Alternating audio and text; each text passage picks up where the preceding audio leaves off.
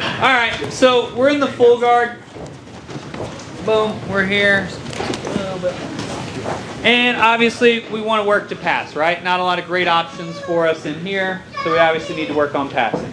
Same thing as last time. All we're going to look to do is get a control of the lower part of his chest here. So I always like the gi grip and rolling that onto his chest. If you're pajama free, just go on that palm to chest here. Other hand is going to grab the hip. Working on the break. Open, knee up, center line. Breaking that guard just like we did last week, right? All that's still the same. But instead of just trying to hop over and staple or hop over and try to just pass immediately, we're going to keep that knee wide. We're going to bring our knee that was up the middle right into the center here. All right? Now, as soon as this knee comes up, Mr. Hensley's going to start to move and do things, right? I don't like any of that. So I'm going to keep my elbows in. I'm going to want to look to control these knees. If you're in the pajamas, all you're looking to do, grip right inside of his knee right there. There's always a good bit of cloth where the knee bends. There, and I'm turning my knuckles towards him. Now we're going to go over two options once we get here.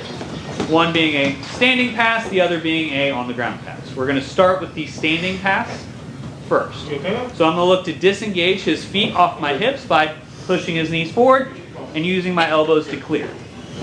Once we're here, all we're looking to do is shuffle side to side to look where I can get past Jeremy's legs. So as I'm shuffling here, I'm trying to shuffle one way and shift his legs to the other. Looking here, so that when I feel it, boom, I beat his legs here. I'm going to step my foot right next to his belt, right next to that hip pocket.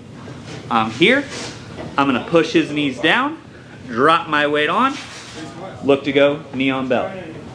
Now, Jeremy's going to put his feet down and I'm going to lean back into his hips so I don't crush him for the next couple minutes while I explain positioning here. When you're on knee on belly, where your knee is pointing determines how much control versus how much pain compliance you're trying to get. My knee's pointed towards his hip, control. Pointed towards his head, pain compliance. So when I'm here, my top hand, I always want on the shoulder or controlling the head. Bottom hand, hips, and hand fighting here. But when I'm here, this is all about scoring points and control. Because Jeremy's going to move and buck and do stuff. And this is just keeping my weight heavy on his hips. But let's say I need Jeremy to stop moving, or I just decide to be a dick because, well, that's who I am. All we're going to do, I'm going to look to put that knee right towards Jeremy's head. Posting that weight straight into him. Because that's going to make that pain compliance. He has to stop moving and address that knee immediately. So where you put that knee, personal preference, up to you. I normally have it kind of at a 45 towards the shoulder. I like a little bit of pain, but I also like to have the control.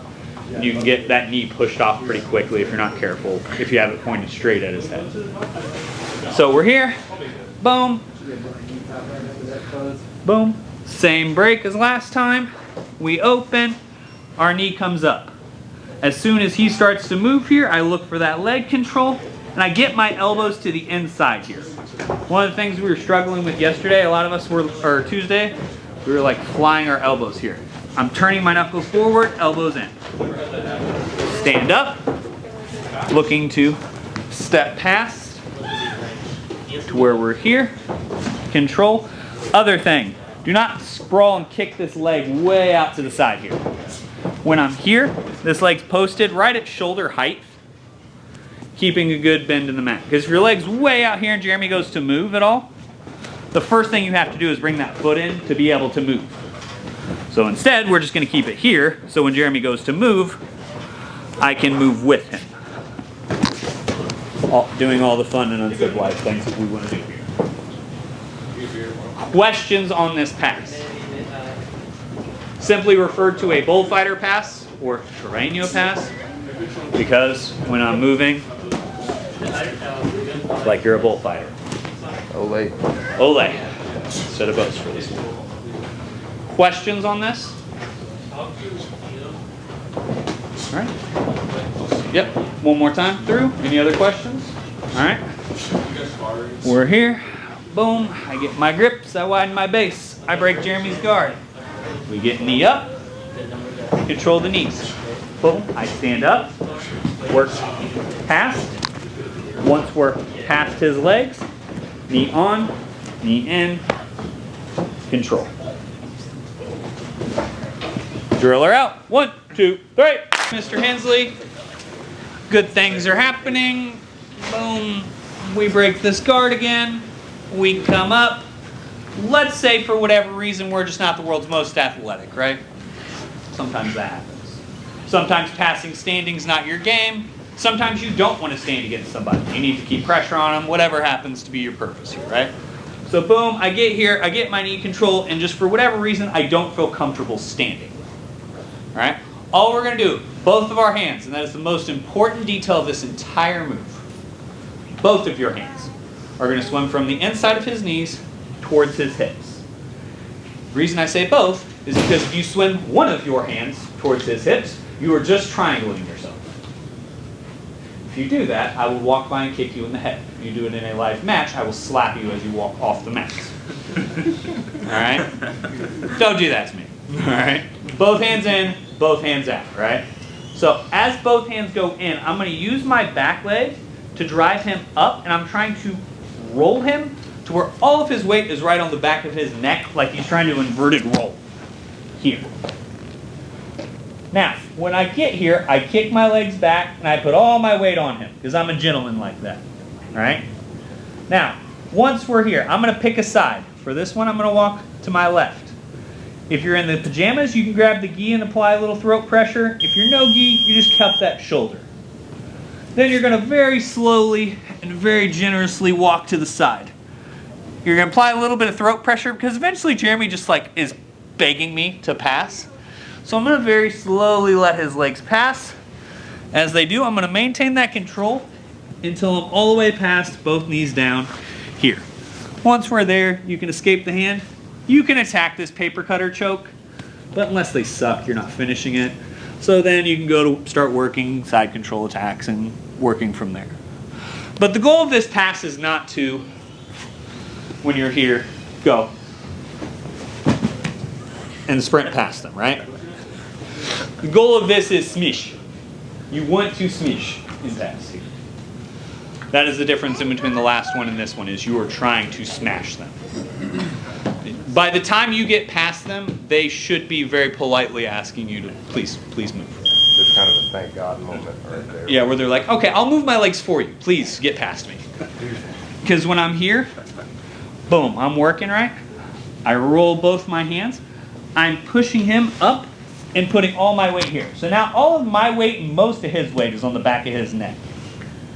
This hand either comes through for the collar or the shoulder, and I very slowly walk my legs past. The nice part is I get here, his legs are going to come in front of you, knee comes up to the head, bottom of his ribs, let those legs pass, start digging for your underfoot, active toes in the mat. Biggest things on this is 1, both hands in, both hands out. Figure that out, or I will hit you.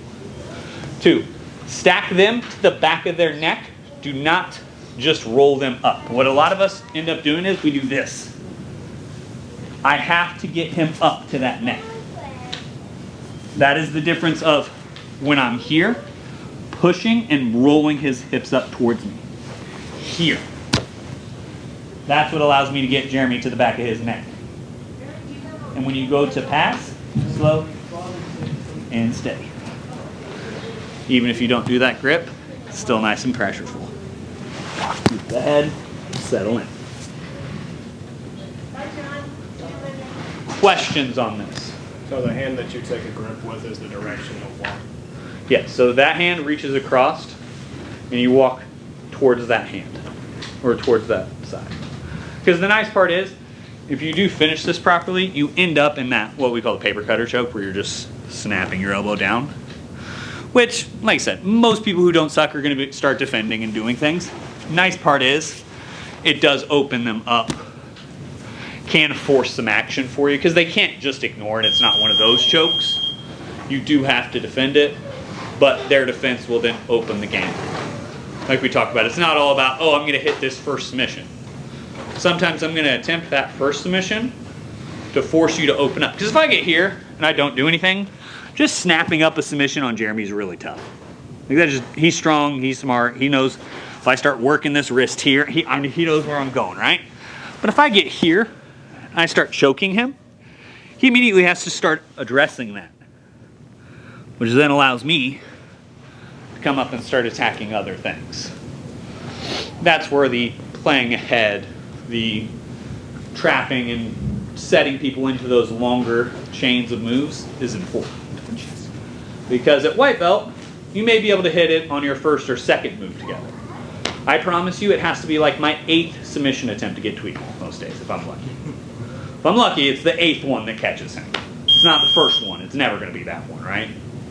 He has black belt. He's good. So the longer you get into the game, the longer those submission chains have to be. Because you're not going to catch Corey, me, Austin, you know, JJ, some of us upper belts, with just a simple swing arm bar, right? No, you got to go to that swing arm bar, to then the wrist lock, to then the triangle, to then this, and then that. And then the longer that chain gets, the easier it is to submit people. Other questions? The active toe. So active toes is, do I have my toes in the mat or flat? Reason we do active toes. If I'm going to go to move at all, which side control is not an end destination for most of us, you're going to have to bring your toes up anyway. Always be on your toes here. Very rarely am I going to say, oh, okay, hang out, you know, flat footed. It's very rare that that's going to be the ideal position for people. Who else have a question? Okay, active toes, yeah. Like I said, it's just keeping those toes dug in the mat so that you can move.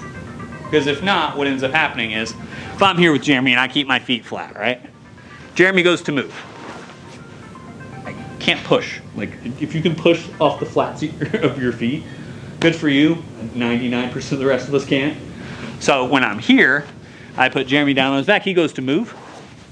That's what allows me to go and do things. Where if I'm here and he goes to move, the first thing I have to do is come up to those toes. And now you're half a second behind. Which doesn't sound like a lot, but science, right? They figured out it takes you a quarter of a second to perceive something happening. Quarter of a second to decide, okay, this is how I'm going to react to that, and a quarter of a second to actually act. So for every action, there's a 3/4 of a second delay to you actually doing what you were supposed to do. Well, if I'm a half second behind him already, then all he has to do is stack up a couple of those where he's a little bit ahead of me, and then I'm 2-3 seconds ahead of you, which in a grappling or MMA can start to become a real problem. You know, if I'm 3 seconds ahead of you on striking, what happens to me? Nothing good, right? So that's where I'm building up those automatic responses and building up those automatic transitions so that I don't have to be that half second behind him. I can close some of those doors a little bit. One of the best quotes I heard about the difference in between white belt and black belt isn't magic. It's milliseconds and millimeters. I'm this much faster than you and this much tighter than you. That's why my shit works. It's not, you know, I joke, black belt magic, right? It's not. Most of my game is pretty white to blue belt, maybe a little blue to purple. None of it's really that creative or fun. But I'm hitting it this much faster and this much tighter than most people. And that's how you end up with my belt. Other questions? Driller out. 1, 2, 3. All right. So we're here, right? Boom. All the same things happen. Boom, we break.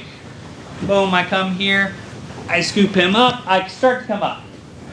But let's say I'm trying to pass to my right here. As I start to walk past, Jeremy doesn't suck. He's going to start to block my hip and try to start kind of shrimping his way around, trying to get me to come back this way, right? Trying to just get back to square, get some pressure off himself, right? I don't appreciate that. It's really rude. So all we're going to do is, as we start to walk this way, he starts to push my hip. We're just going to switch our shoulders here. Boom. Pass those legs. Looking to land in reverse side control. This foot steps back here. Now, the immediate concern we have to address is this hand has to get to the inside of this elbow immediately. Can't hang out, can't have fun. This has to get here very quickly. Once you're here, boom, post. Jeremy's going to buck and move and do all this stuff. Guess what? We back step, we push the legs down, we overstep. All right? So we're here. I'm trying to pass Jeremy. I try to go this way. He's blocking my hips. I don't appreciate that. So boom, we switch our shoulders just to drive his hip all the way to the mat. As soon as they go, we back step, fight for this elbow here. Jeremy's going to buck into you, start turning in, all that fun stuff. I appreciate that. See how his hips turn towards me? Makes this next part very easy. And top of the knee, wave with your foot. Hi. Once that comes through, scoot your hips down. Either cross your feet under the butt, or if you prefer grapevine, I prefer crossing my heels, but that is a personal preference. Biggest thing here is I'm keeping that pressure on and using his counter against him. Because when I start walking this way and he pushes my hips, he wants me to go this way. So all we're doing is reaching across and helping him. That's going to allow him to turn into me. All I do is scoot back that little bit, help his legs over. Please turn into me. I appreciate it. It's great of you. Because as he starts to turn in, mount. Then depending on your sport, pick the next level of savage that you need to hit. MMA guys, slap them up a little bit. Jiu-jitsu guys, start attacking things. I'm 12 to 6 elbow guy. 12 to 6 elbows, always guys, remember. They fight you on the streets, rules don't apply. Or if you're John Jones, apparently. Questions on this one? Yeah. I heard you. Do you think it's wise to always challenge the legs directly? Absolutely. Got to face your problems in life, John. Could we pass to the side of it? Yeah, because when I'm here, the reason I'm trying to get past those legs immediately here is because the second I step over, boom, I'm already into mount. Now his legs are no longer an issue. I definitely agree with that part. So, any other questions? Just about diving forward. Mm-hmm. Safe to dive sideways. Possibly. Other questions? All right, drill her out. 1, 2, 3.